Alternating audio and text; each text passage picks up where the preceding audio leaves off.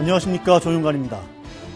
김기춘 실장은 사심이 없으며 3명의 비서관은 교체할 이유가 없고 정윤회는 국정 근처에도 오지 않은 사람이다. 대통령의 신년 기자회견 답변은 다소 거침없고 직설적이었습니다. 시나리오 없는 날것의 기자회견 형식 덕분에 대통령의 속내도 간간히 전달되는 듯 보였는데요. 대통령의 사명감과 애국심 의심할 사람 없을 겁니다. 경제 활성화에 대한 강력한 의지도 읽을 수 있었습니다. 그러나 오늘을 계기로 새로운 국정 능력을 회복할 수 있을지는 여전히 의문이고 걱정입니다. 국정은 전쟁이 아닙니다. 대통령 혼자 외롭게 최전선에 서 있는 듯한 작금의 상황, 분명 문제가 있어 보입니다. 수사병법 시작합니다.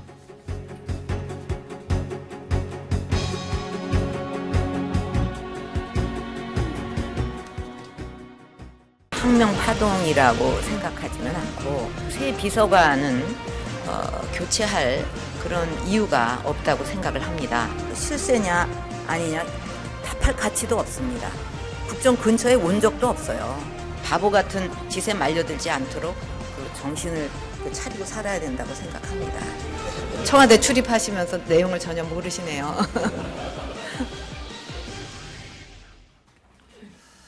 전 국민의 관심과 기대를 모았던 대통령 신년 기자회견 오늘 오전에 있었는데요. 회견을 통해 보여준 신년 구상과 한계, 긴급 전망으로 준비됐습니다. 이영작 교수, 민병욱 전 한국간행물류위원장, 김영광 전 청와대 정무일비서관, 그리고 조수진 채널A 정치부 차장과 이야기 나눠보겠습니다. 안녕하십니까? 네, 안녕하십니까? 자, 오늘은 오전에 기자회견이 있었고요. 오늘 이 시간은 앞으로 박근혜 대통령의 기자회견이 향후 전국에 어떤 영향을 미칠지 한번 집중 분석 전망해보는 시간으로 한번 만들어 보겠습니다. 자, 첫 번째 주제 들어가 보실까요?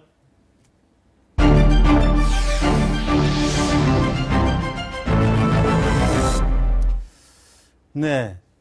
먼저 박근혜 대통령이 오늘 기자회견, SNS상에서도 상당히 관심이었겠죠? 네, 그렇습니다. 근데 의견이 좀 많이 갈리는 것 같죠? 네, 의견이 마치 여야가 180도 다른 평가를 네. 내놓듯이 시민들도 정말 다른 평가를 내놨는데요. 네. 그 박근혜 대통령을 지지하는 그룹에서는 정말 속 시원하게 네. 정면 돌파 잘했다. 네. 이런 평가가 대체적인 그 주류를 이뤘고요. 네. 비판적인 세력, 그러니까 네. 야당을 지지하는 세력에서는 네. 사과도 없었고 알맹이도 없었다. 정말 그 불통을 확인하는 자리만 됐다. 네. 이런 기자회견을 왜 했는지 모르겠다. 이런 네. 비판이 많았습니다. 자, 먼저 이 박사님께 여쭤보겠습니다. 지금 어느 쪽에 의견을 더 갖고 계세요? 저는 이게 지금 기자회견의 내용이 네. 제가 예측했던 그대로거든요. 하나도 틀리지가 않았어요. 그러니까 저도 예측을 했습니다. 네, 똑같이. 그러니까 아마 여기 계신 분들 다 그렇게 예측하고 네. 있었는데 그만큼 예측을 할 수 있었다는 거는 정치인이나 언론의 시선과 네. 일반인들이 보는 시선이 많이 다를 수 있다라는 걸 보여준 거고, 네.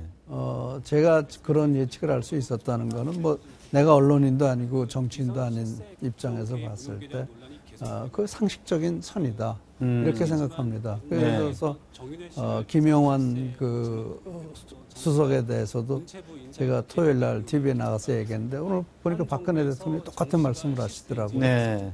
그래서 그것을 김영환 수석의 입장을 예를 들어서 언론이나 정치인의 입장에서 보는 것과 네. 역지사지해서 김영환 수석의 입장에서 본다면은 박근혜 대통령이 하신 말씀이 그대로일 겁니다. 거기에 다른 여러 가지를 붙일 수가 있지만 누구의 입장에서 얘기를 하느냐에 따라서 많이 다를 수가 있겠죠. 그러나 저는 제가 상식적인 입장에서 내가 이해할 수 있는 만큼 알겠습니다. 앞으로 시간이 많이 있으니까 계속 또 질문을 드려보겠습니다. 우리 민 위원장님은 지금 이 박사님 말씀하시는 거를 좀 어떻게 동의하지 않죠. 대부분 그렇습니다. 이 신년 회견을 보고 나면은 네. 되게 좀 이 어둡고 좀 무거웠던 마음이 네. 조금 밝고 가벼워져야 되는데 네. 저는 이번 회견 보면서 더 무거워졌습니다. 네. 짐을 더 얹은 것 같은 그런 느낌이 생기더라고요. 어떤 점에서 그런지는 한 두 가지 정도만 먼저 말씀해 주시고 계속 이어가도록 하시죠. 하도 중요한 것들이 많기 때문에 네. 딱 예전에 인사 문제도 그렇습니다. 인사 문제 그렇고 그다음에 소통에 대해서 대통령께서는 왜 국민들이 지금 소통의 문제를 계속 제기하고 있는지 전혀 모르시는 것 같아요. 전혀 모르시는 것 같고 또 현실을 보는 눈이 국민들의 눈과 꽤 많이 떨어져 있는 것 같습니다. 네. 이것을 고치지 않고는 이 집권 3년 차의 국정 운영이 꽤 어려움을 겪을 것이다. 알겠습니다. 우리 김영광 전 정무위 비서관께서는 신년 기자회견 이런 것도 좀 많이 해봤을 텐데. 네. 이게 이제 정면 돌파 시도죠. 네. 정면으로 돌파할 수 있을 거잖아요. 국정 운영을 하다 보면 이런 이제 암초들을 만나면은 이제 맷집으로 맞고 가는 겁니다. 이제 그렇죠. 지금 이 시점은 이 정권이 그 정윤회 씨 국정 논단 그 문건을 보도한 세계일보 보도로부터 40일간 이제 두들겨 맞았는데 네. 또 이게 정면 돌파가 돼서 갈 수가 있을 것이냐 아니면 더 맞아야 될 것이냐 그런데 저는 이게 정면 돌파 시도인데 굉장히 오히려 더 앞으로도 많은 매를 더 맞지 않을까 싶은 생각이 듭니다. 맞고 갈 자신이 있으면 가는 건데 어떤 네. 문제가 있냐면 이미 또 여론조사 전문가들 제가 여론조사를 또 얘기하는 지금 박근혜 대통령의 그 고정 철벽 같은 지지층들에 있어서 이탈이 지금 심각합니다. 네. 저희가 이제 청와대에 있을 때 매주 한 번씩 대통령 국정수행 평가를 해보면은 대통령의 국정수행 지지율에 있어서 가장 중요한 건 인사입니다. 우리 국민들은 세계 금융위기가 오든 어떤 유가의 급락에 따른 여러 가지 불안정 요소가 하든지 간에 또 국내 경제 문제에 있어도 대통령이 이걸 혼자 다 할 수 있다고 생각하지 않습니다. 네. 그렇기 때문에 경제 사정과 사실 이거 밀접한 관계는 없는데 인사에 있어서 난맥상이 나타났을 때 대통령의 국정수행 지지율들이 뚝뚝뚝뚝 많이 떨어져 나가거든요. 그런데 지금 이미 이런 여러 가지 정윤회 논란이 전 그 이후에 그 인사 여러 가지 난맥상 이전에도 쌓여 있었고 지금까지 왔기 때문에 그 대통령 국정수행 지지를 조사해 보면 갤럽 같은 데서 이렇게 자세히 들여다보면 50대 이상 노년층들에 있어서 확고했던 지지들이 지역별로는 많이 빠져나가고 있고 한데 과연 이런 상황에서 그게 가수가 될 것이고 그 상황에서 과연 야당의 특검 요구라든지 거센 공세를 매를 맞으면서 돌파할 수 있을 것이냐 걱정스럽습니다. 네.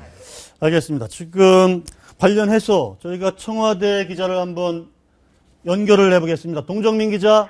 네, 청와대에 나와 있습니다. 네, 오늘 아까 질문도 하셨었는데, 자, 조금 전에 우리 패널 분들이 말씀하신 대로 박 대통령 집권 3년 차, 정면 돌파를 선택했다. 이렇게 봐도 되겠죠? 네, 일단은 그렇게 봐도 될 것 같습니다. 박 대통령은 오늘 정윤회 문건 파동과 관련해 국민에게 심려를 끼쳐드려 송구스럽다. 일단 사과는 했지만 그 사과는 청와대 기강 문제에 대해서이지 비선 실세 의혹과 관련해서는 강하게 부인했습니다. 그동안 인사쇄신 여론이 많았는데요. 당장 가시적인 조치는 취하지 않았습니다. 3인방 거치에 대해서는 오히려 비서관을 의혹을 받았다는 이유로 내치면 누가 제 옆에서 일을 할 수 있겠냐며 교체하지 않을 것을 분명히 했고요. 특검도 반대의 뜻을 분명히 했습니다. 그러나 정면 돌파라고 해서 인사쇄신 가능성을 아예 봉쇄한 것은 아닙니다. 김기춘 비서실장에 대해서는 교체 가능성을 열어뒀고 3인방도 청와대 조직 개편 과정에서 역할이 이동될 수 있습니다. 개각 가능성도 열어뒀는데요. 당장 여론에 밀려서 쇄신을 하진 않겠다. 다만 인사 개편은 곧 할 수 있다. 이렇게 볼 수 있습니다. 여론에 떠밀려서 인적 쇄신을 하지 않겠다. 그러나 필요한 인사는 할 수 있다. 근데 김기춘 실장 거취 문제에 대해서는 여지를 좀 남겨둔 것 같긴 한데 교체한다면 언제쯤 하게 될 것 같습니까? 네, 김기춘 실장에 대해 이미 여러 차례 김 실장이 사의 표명을 했고 당면한 현안을 수습하고 나서 거취를 결정하겠다라고 했는데요. 이 현안 수습이라는 것이 무엇인지 관심입니다. 박 대통령 오늘 밝힌 청와대 조직 개편 방안이 마무리되면 자연스럽게 청와대 인적 개편이 불가피해집니다. 그러면서 그 시기에 자연스럽게 실장도 교체될 것이라는 관측들이 나오는데 이르면 다음 달 취임 2주년 전이 될 것으로 보입니다. 다음 달 취임 2주년 전에 김기춘 실장이 교체될 가능성이 있다. 네. 아까 박근혜 대통령이 제안한 것 중에 청와대 조직 개편 이야기를 했거든요. 네. 그건 어떻게 하겠다는 건가요?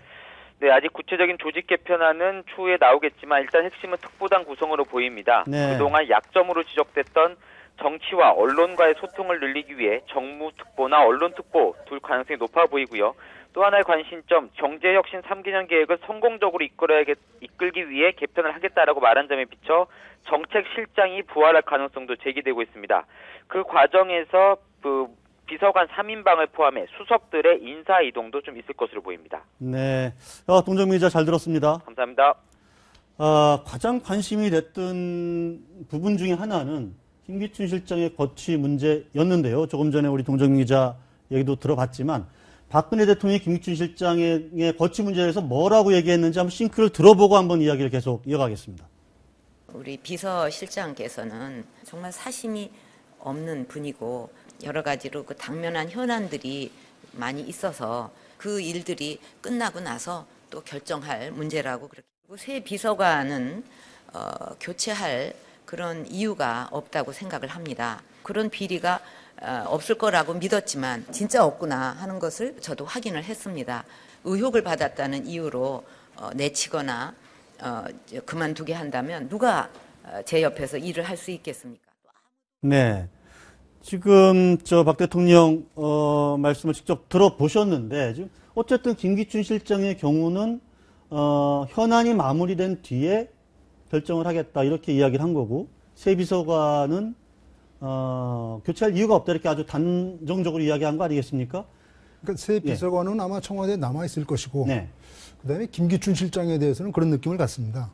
특보단을 신설한다고 하니까 네. 신임 특보단에 김기춘 실장을 보내는 것 아니겠느냐라는 생각을 좀 해봅니다. 신임 특보단. 네, 그렇습니다. 특보단에 특보단장이 생길까요? 그러면? 뭐 그런 식으로 하지 않을까 싶습니다. 왜냐하면 이 청와대 비서실은 전부 이제 라인인데 네. 스텝으로서 이 특보를 둘 수 있는 것이거든요. 네. 특보를 둘 수 있는데 특보들이 이 직접적으로 청와대 업무에 들어와 있는 것은 아니지만 네. 대통령의 명예에 따라서 일을 하기도 하고 또 한편은 대통령에게 이제 조언도 하는 이제 그런 그룹이니까 네. 저는 김기춘 실장은 물론이고 네. 사실은 그동안 말이 많았던 이른바 7인회 같은 사람들 네. 그런 분들의 일부도 특보에 좀 넣기 위해서 그런 말씀을 하시는 건 아닌가 하는 생각을 좀 해봅니다. 그다음에 예를 들어 그렇습니다. 지금 정무나 홍보 쪽이 약하기 때문에 정무 홍보 기능을 강화하기 위해서 특보단을 구성한다고 하는데 네. 그럼 현재 비서실은 뭘 하는 겁니까?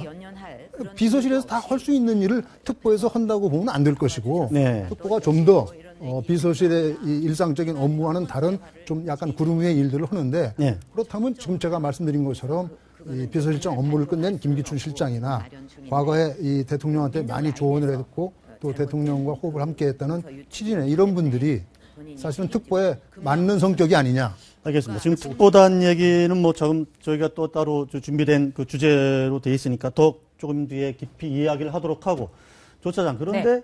오늘 대통령의 어떤 뭐랄까 최근 청와대 문건 유출 사건에 대한 유감 표명의 수위랄까요? 이건 어떻게 평가할 수 있겠습니까? 네, 우선 이 청와대 문건 유출 사건에 대해서 검찰 수사 네. 결과가 나온 뒤에 이제 대통령이 어떤 언급을 내놓을 것인가. 네. 또 두 번째는 지난주 금요일 있었던 이 민정수석 비서관의 돌연 사퇴, 네. 이 돌발 변수에 대해서 어떤 언급을 할까. 네. 이 두 가지에 대해서 굉장히 좀 관심이 많았었습니다. 그런데 일단 청와대 문건에 대해서는 역시 전혀 근거 없는 허무맹랑한 얘기, 네. 여기에서 별로 이 진전이 전혀 네. 없었고요. 두 번째도 그 김영한 전 수석의 경우에도 그 어떤 항명이 아니다.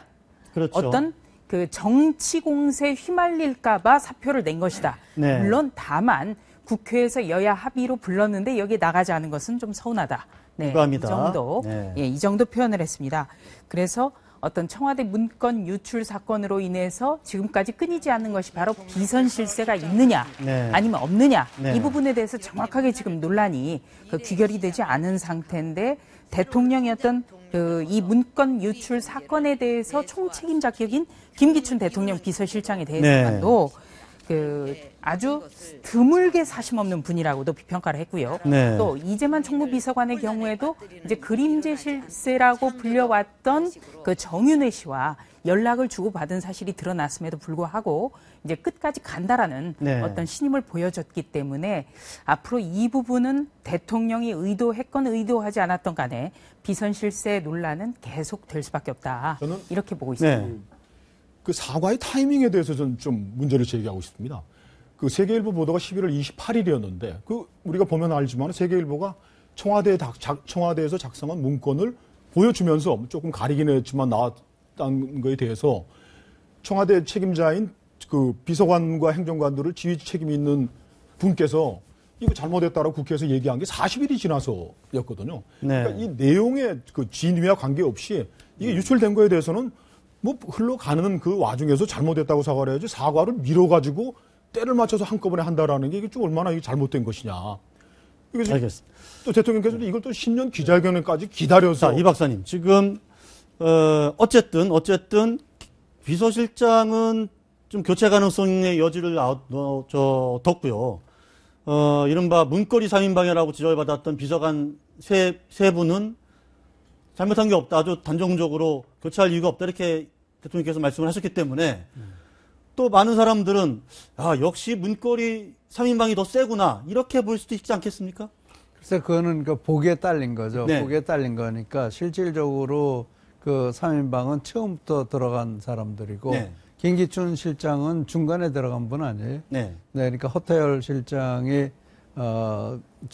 물러나면서 그렇죠. 이제 그 후임으로 들어간 거란 말이에요. 그러니까 그 세 사람이 하는 일과 근본적으로 김기춘 실장이 하는 일은 근본적으로 다릅니다. 네. 그러니까 김기춘 실장은 어떤 점에서는 정무적인 일이 더 많은 거고 그 3위는 더 실무적인, 그러니까 네. 말하자면 청와대 살림이라든지 그런 실무적인 일에 관련된 사람들이기 때문에 두 사람을 연결해가지고 그러니까 그렇게 연결해서 볼 필요는 없죠. 그러니까 집 안에서 일하는 사람들과 집 밖에서 일하는 사람 이렇게 나눠 본다면은 서로 임무나 역할이나 기능이 다르기 때문에 네. 그걸 누가 위고 누가 아래고 누가 더 가깝고 뭐 누가 덜 가깝고 하는 얘기를 여기서 할 필요가 없다고 생각합니다. 네.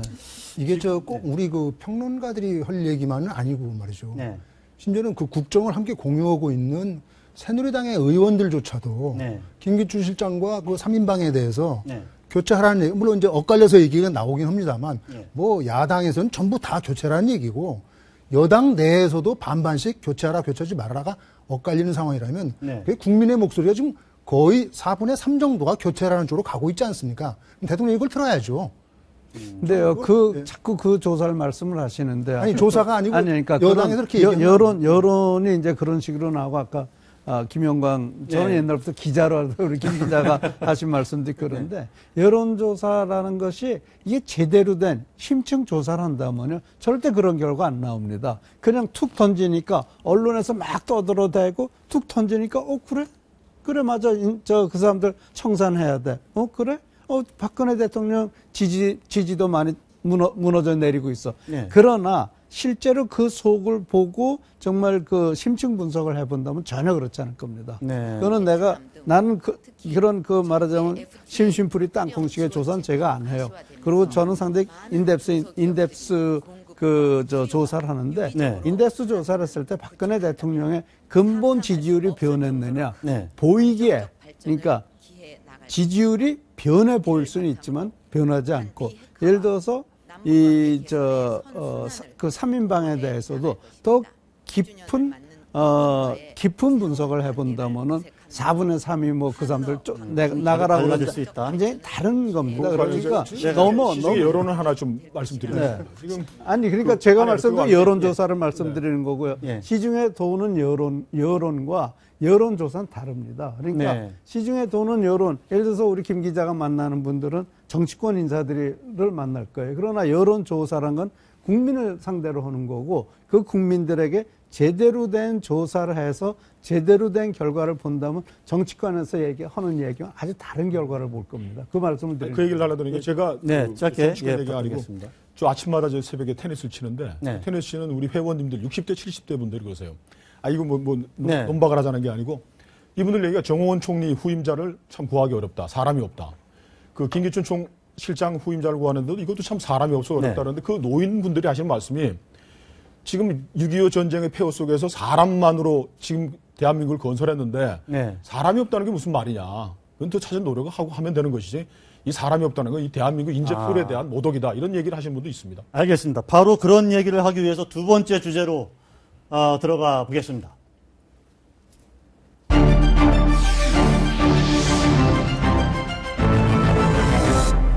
네, 조금 전에 특보단 얘기도 하셨는데 그보다는 먼저 저는 대통령 말씀이 귀에 좀 들어왔는데요.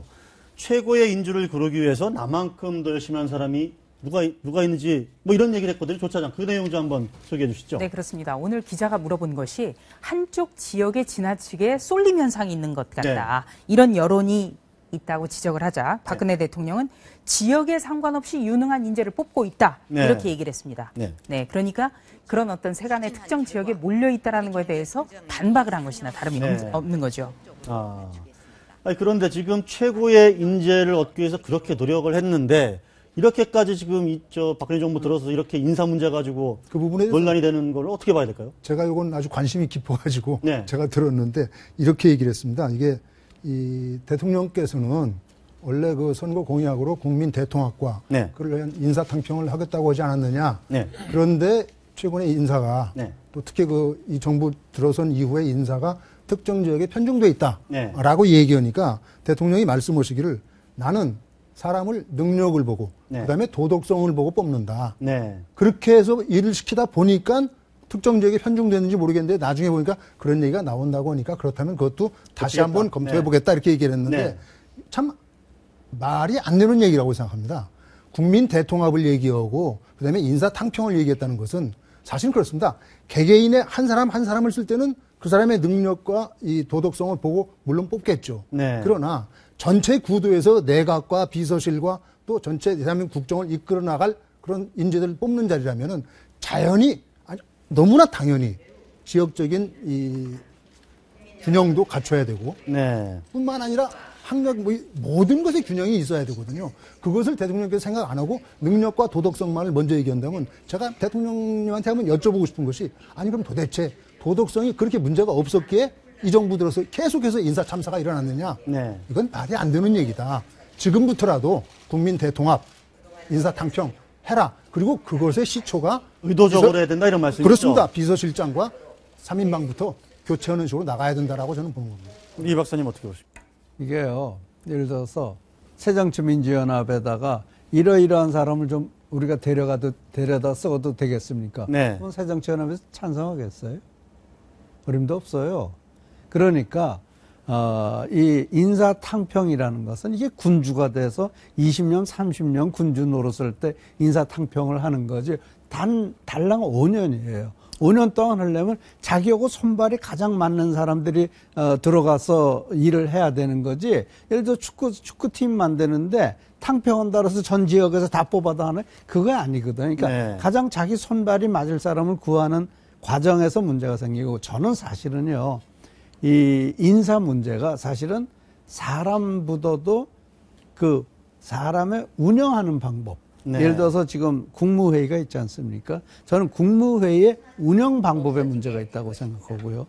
또 예를 들어서 청와대면 청와대 수석이나 그 수석 회의라든지 그런 것에 대한 운영 방법에 있다고 생각을 하는 거지 사람의 능력이라는 것이 그 큰 차이가 나겠어요? 큰 차이 안 나거든요.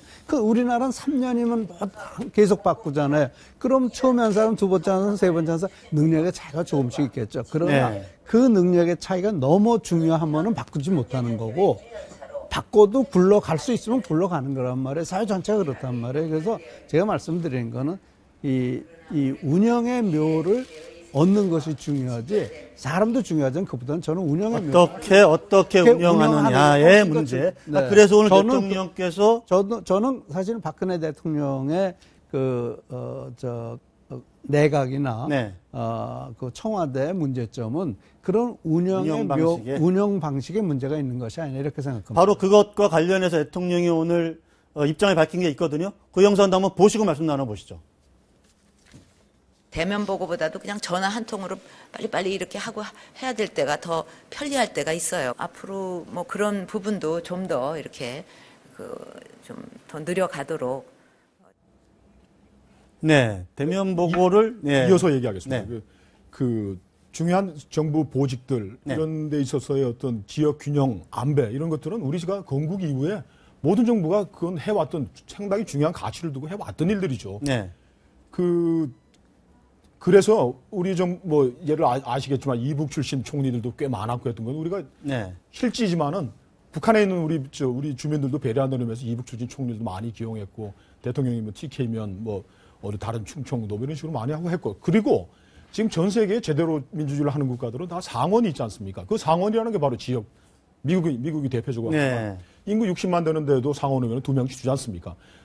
기계적으로 그 균형을 할 수는 없겠지만 그 중요한 헌법 순위대로 8등까지 했는데 PK가 7명이었다. 이런 거는 곤란하죠.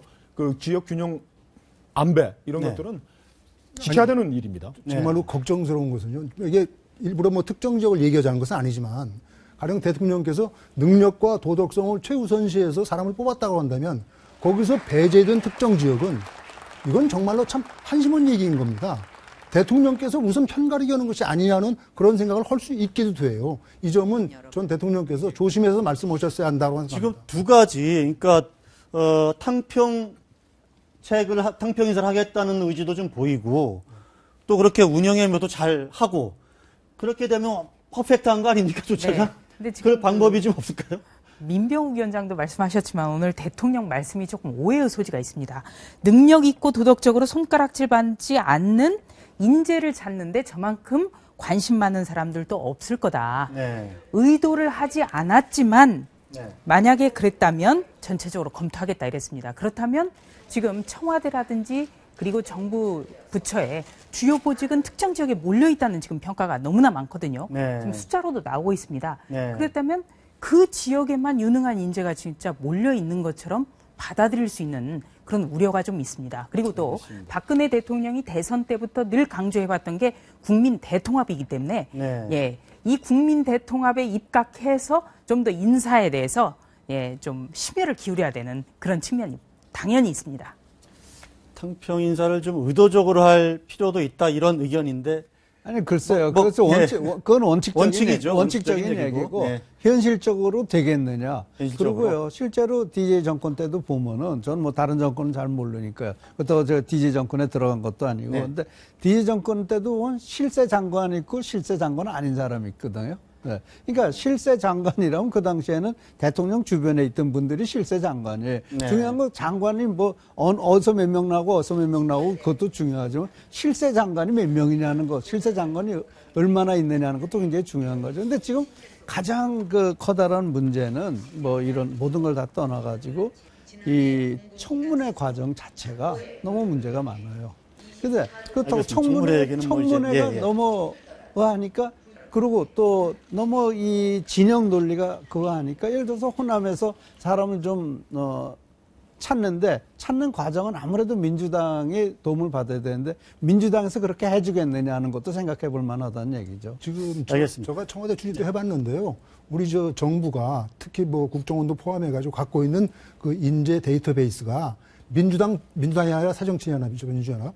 그쪽 도움 안 받고도 충분히 온갖 지역에서 다 인재를 골고루 찾아낼 수 있습니다. 지금 마침 특보단을 운영을 한다니까 특보단을 그렇게 좀 탕평 인사로 하면 어떨까 싶은 생각도 드는데 특보단 이게 효율성 있을까요? MB 정부 때는 지금은 이제 소통을 위한 특보단 이런 말씀을 하시는 것 같은데 MB 정부 때는 기능에 따라서 특보들을 많이 임명했습니다. 경원대 부총장 하셨던 그 오해석 부총장, IT 쪽, 네. 이원 육군대장 출신을 안보특보, 그 다음에 이동관 언론특보, 그리고 김진선 씨는 지방자치특보. 네. 그래서 기능별로 해서 창성동 공간에 별도의 기능을 하고 많이 하셨어요. 특히 IT 특보 하셨던 분은 5년 동안 그 기업들의 그 애로사항 같은 것을 모으고 해서 IT 특보 5년 활동 보고서까지 내셨더라고요. 잘 운영한다면 잘 운영하면 효율성이 있을 수도 있다. 근데 그게 박정희 대통령 시절의 어떤 특보단 운영 그걸 좀 벤치마킹하는 것 아니냐 이런 얘기도 좀 나오는 것 같아요. 네. 물론 이 특보단은요, 박정희 대통령 때 1970년에 처음으로 도입을 했습니다. 네. 왜냐하면 이 미국 대통령에게 특별 보좌관 제도가 있기 때문에 우리도 이 제도를 한번 차용을 해보자. 이렇게 해서 신설이 됐고요. 이 특보가 널리 알려지게 된 건 바로 이제 노무현 대통령 때부터였습니다. 김원기 전 국회의장이라든지 또 이강철 전 정무특보라든지 그러니까 노무현 전 대통령의 진짜 참모다라고 평가되는 분들은 한 번씩 전부 다 특보를 경험을 한 거죠. 이명박 대통령 때도 물론 이동관 전 홍보 특보도 있었고 네. 여러 가지 특보를 많이 운영을 해왔는데 문제는 중요한 것은 이 사람을 어떻게 운용하느냐의 문제지 직제의 문제가 아니라고 봅니다. 네. 가장 중요한 거 지금 뭐 상설특검 이런 거 계속 얘기를 하고 있지 않습니까? 이거는 상설특검을 두느냐 마느냐보다 현실적으로 지금 가지고 있는 검찰 제도에 대해서 대통령이 검찰의 중립을 보장해주겠다. 이게 더 중요한 거나 마찬가지라는 거죠. 네. 그래서 지금처럼 어떤 청와대 수석이라든지 비서관들이 대면 보고를 자유롭게 하지 못한다. 이런 상황에서 특보가 신설이 된다면 정말 이 특보단은 정말 실세 그룹으로 일컬어질 수밖에 없을 수도 있습니다. 그러니까 알겠습니다. 바로 제도보다는 운용의 문제가 운용을 중요하다. 어떻게 해야 하는지에 따라서 좋은 제도가 될 수도 있고 불무익한 제도가 될 수도 있다. 자, 세 번째 주제로 넘어가 보겠습니다.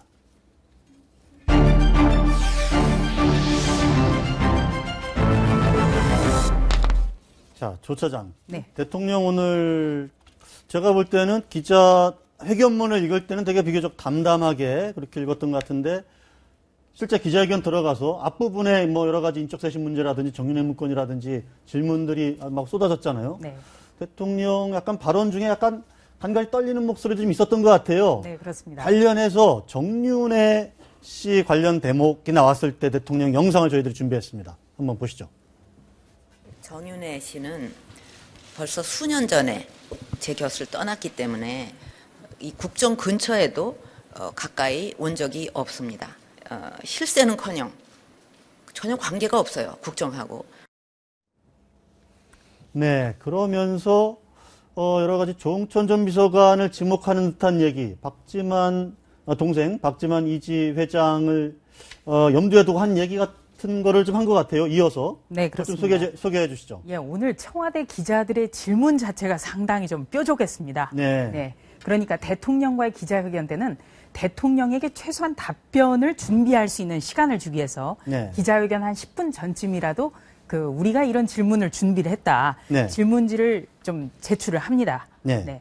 그만큼 국민들이 보고 있으니까 성실하게 답변해달라 이런 취지인데요. 네. 오늘은 아예 기자회견 전에 사전에 질문지 자체를 전달 안 했다고 합니다. 그렇죠. 네. 예. 그리고 첫 번째 질문부터가 바로 이 논란이 되고 있는 비선 실세 의혹에 대해서 어떻게 생각하느냐 네. 이런 질문이었습니다. 네. 그래서 대통령도 웃으면서 시작한 그 기자회견에서도 굉장히 잘 이어가다가 질의응답하면서 표정도 바뀌었고요. 네. 상당히 떨리는 목소리인데 네. 오늘 그 조응천 전 비서관에 대해서는 개인의 영리를 달성하기 위해서 관계없는 사람을 이간질시키는 이렇게 평가를 했습니다.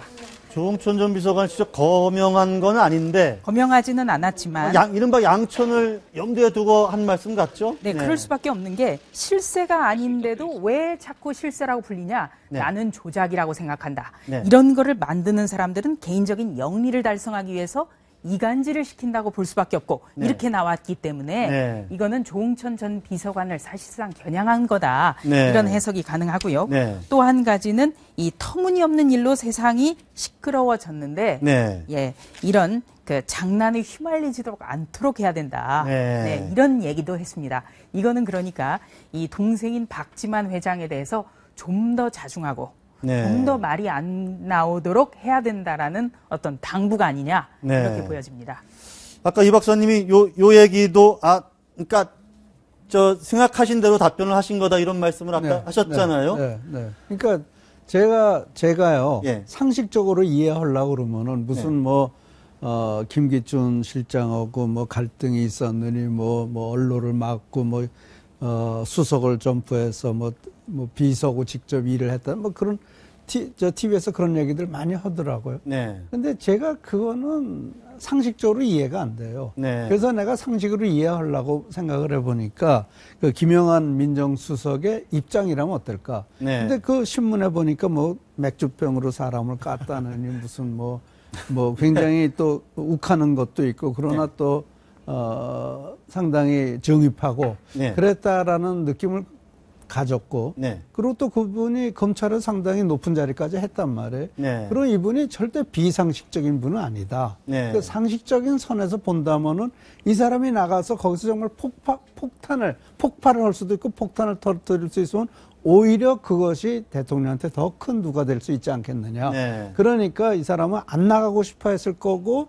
그래도 나가라고 그러니까 항명하고 사퇴를 한 것이다. 저는 그렇게 생각을 하고 제가 TV에 나와서 그렇게 얘기했는데 오늘 얘기한 내용이 그런 내용으로 대통령이 말씀을 하시더라고요. 그래서 여기에 무슨 뭐 김영한 씨를 둘러싼 어떤 음모 그런 것보다는 김영한 씨가 얘기한 그 액면 그대로 받아들이는 것이 알겠습니다. 그것과 관련된 영상 마지막으로 저희가 준비한 게 있습니다. 그것도 한번 보시고 말씀 나눠보시죠.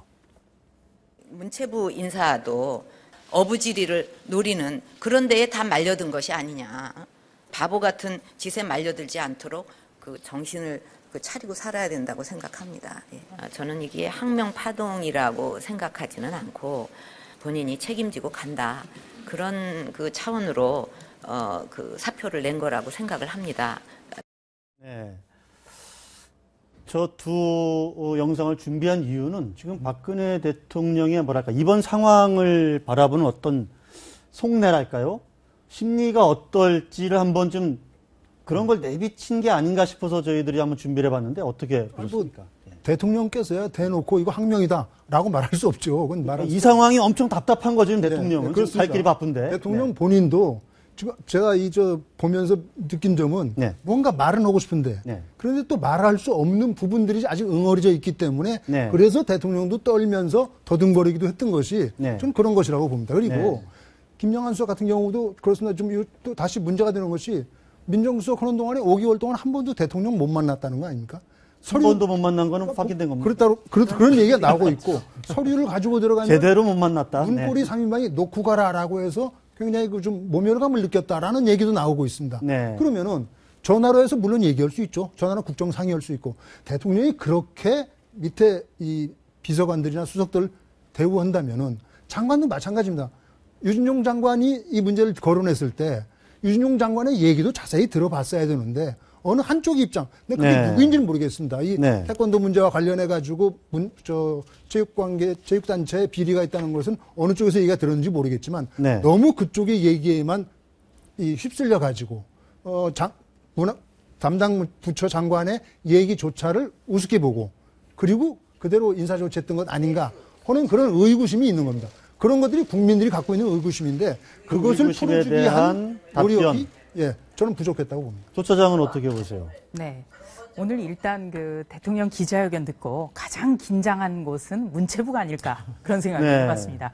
왜냐면요, 이 문체부의 어떤 그 정윤회 씨의 그 딸 승마협회 문제에 대해서 뭔가 의혹이 있다라는 계속 그 어떤 끊이지 않는 세간의 논란이 있었는데 여기에 대해서 저는 어떤 개혁을 한다든지 비리를 바로 잡는다고 하면 말 한 번 하고 관두는 게 아니다. 될 때까지 돼야 된다고 본다. 그러면서 당연히 책임을 물어야 된다. 이렇게까지 얘기를 했거든요. 그렇다면 이게 문체부가 제1의 개혁 대상으로 사실상 낙인이 찍힌 거 아니냐.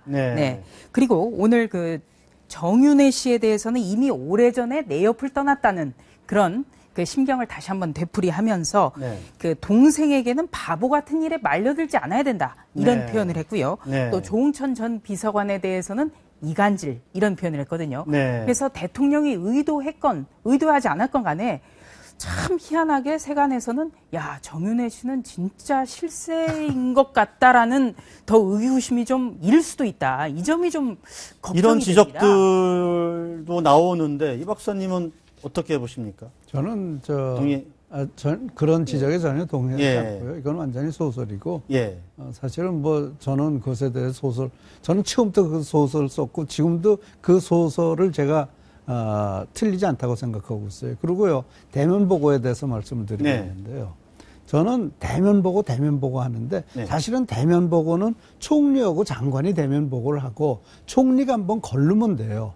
또 수석도 마찬가지예요. 수석도 실장하고 대면보고하고 거기서 실장이 대통령한테 그럼 네가 이건 직접 들어가지고 와서 얘기를 해야 될 거다. 그런 판단이 누가 해줘야 되는데 저는 운영의 묘를 얻지 못하고 있다는 건 바로 그런 문제가 아닌가. 대통령이 장관들과 일일이 다 대면하는 것보다는 약간 좀 논란의 여지가 있을 왜요? 그건 총리가 뭐예요?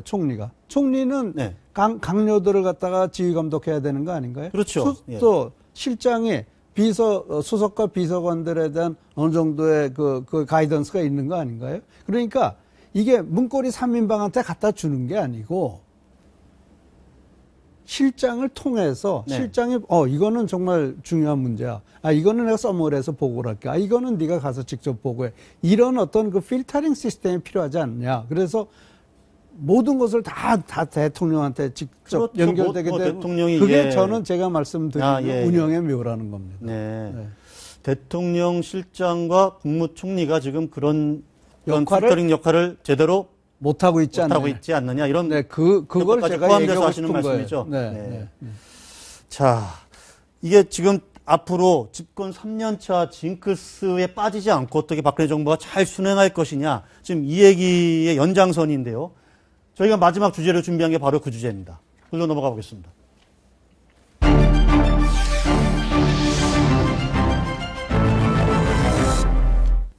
자, 우리 청와대에서 근무를 해보셨기 때문에 지금 우리 이 박사님께서 좀 전에 하신 그런 어떤 운영의 묘, 그 방식 어떻게 보십니까? 우리 권력의 운영은 헌법과 법에 다 정해져 있는 겁니다. 네. 큰 틀에서 보면 국무총리와 장관은 대통령의 지휘를 받는 보좌관인 거죠. 네. 그리고 실장과 수석은 더 말할 수 없이 개인적으로 또 서포트라는 청와대 내의 이제 보좌관들인데 네. 그 국정을 운영하는 보좌관들이 적어도 장관과 수석은 대통령을 언제든지 대면 보고 할 수 있어야지 그게 상식인 것이죠. 지금 미국의 오발 오피스 같은 데에서 과연 비서관, 보좌관들까지 들락거리면서 하고 있는데 우리 지금 김 박사님 말씀대로라면 이 박사님. 이영 작가님 제자리 죄송합니다. 좀 너무 대통령 아끼시는 마음에서 그러신 것 같은데 적어도 그 장관과 수석이라면 민정수석이라면 대통령께 중요한 민정의 이런 흐름이 있으니까 보고하러 가겠다. 부속실장한테 통보하고 가서 대통령 만날 수 있어야죠. 아니 그게 안 되고서 어떻게 대통령제로. 이 박사님은 이제 기본적인 시스템은 그렇게 가야 되고 필요하면 그때 장관도 만나고 수석도 만나고 해야 된다. 뭐 이런 말씀이셨. 그러니까 그거는 일일이 다 가서 하는 게 아니에요. 미국은 그러나 국무총리가 없습니다. 네. 미국은 국무총리가 없고 네. 그리고 미국에서는 강요회의가 계속 있지 않습니까? 네. 강요회의에서 모든 것이 일어나요. 그리고 거기서 부족한 부분은 대통령이 불러서 보고를 받을 수 있는 거고요. 네. 유명한 레가는 강요회의 할 때마다 존대잖아요. 무슨 얘기한지도 모르는데요.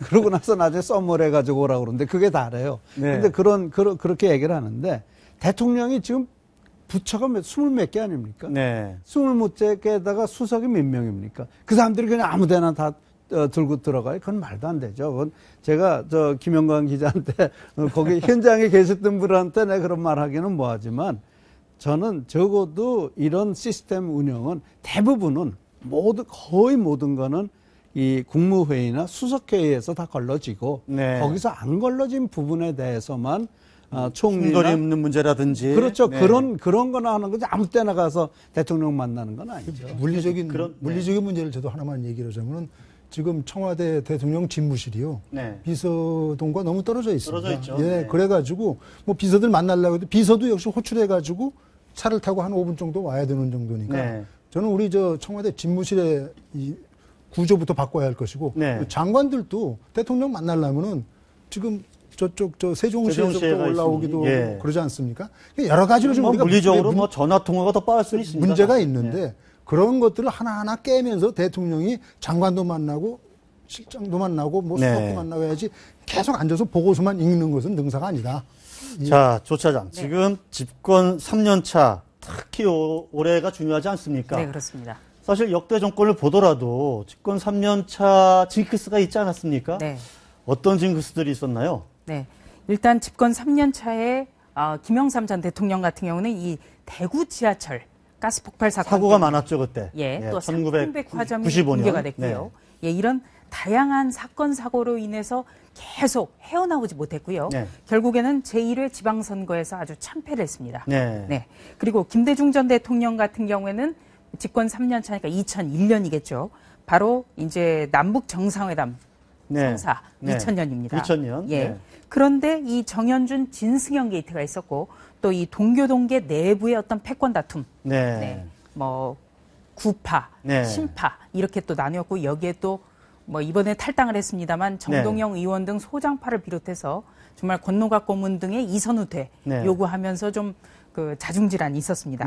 그리고 노무현 전 네. 대통령의 경우에는 바로 선거 패배부터 시작을 했습니다. 네. 그래서 재보선에 참패를 하면서 네. 여당 내부에 심각한 계파 갈등이 노정이 됐습니다. 네. 그리고 이명박 전 대통령의 경우에도 역시 6.2 지방선거에서 아주 참패를 했고요. 이때 정권 심판론이 강하게 불면서 세종시 수정안이 자초되면서 자초가 됐습니다. 네. 어느 레임덕까지는 아닐지 모르지만 어쨌든 좀 내리막길을 걸었다 이렇게 볼 수 있는데요. 자, 한 시간이 1분 정도 남았습니다. 박사님. 중요한 시간인데요. 좀 짧게 정말 박 대통령한테 좀 조언하고 싶은 거. 요거는 좀 이렇게 했으면 좋겠다. 네. 애정 어린 마음. 회의 스타일을 좀 바꾸시고요. 네. 또 한 가지는 이 친인척 관리를 좀 철저하게 해서, 그러니까 이 부정부패라든지 이런 일에 말려들면은 박근혜 정권 정말 너무 힘없이 힘이 없어질 수 있으니까 그 부분을 제일 신경을 써야 될 것이 아닌가 싶습니다. 김 비서관님 짧게 부탁드립니다. 참 너무 복잡하다 했는데 비유를 하나 하겠습니다. 맹자님이 2500년 전에 하신 말씀이 있습니다. 국민이 귀하고 사직은 다음이고 군주는 거기에 비하면 가볍다 그러는데 이거 현대말로 풀이하면은 국민이 가장 중요하고 청와대 비서실장 장관은 다음이고 대통령은 가볍다 그런 겁니다. 국민의 눈에서 국민이 어떤 생각을 하고 있는지 마음을 열고 한번 바라보셨으면 합니다. 시간이 부족해서 질문 못 드리겠습니다. 한 말씀만 짧게 부탁드립니다. 집권 3년 차면 대통령이 자신감을 가질 때입니다. 네. 하지만 관리들은 이제 내려갈 때가 됐다라고 해서 등 돌릴 때입니다. 진짜 정신을 차려야 될 때입니다. 알겠습니다. 오늘 말씀 잘 들었습니다. 감사합니다. 고맙습니다. 정윤관의 설명법 오늘 순서 여기까지입니다. 시청해주신 여러분 고맙습니다.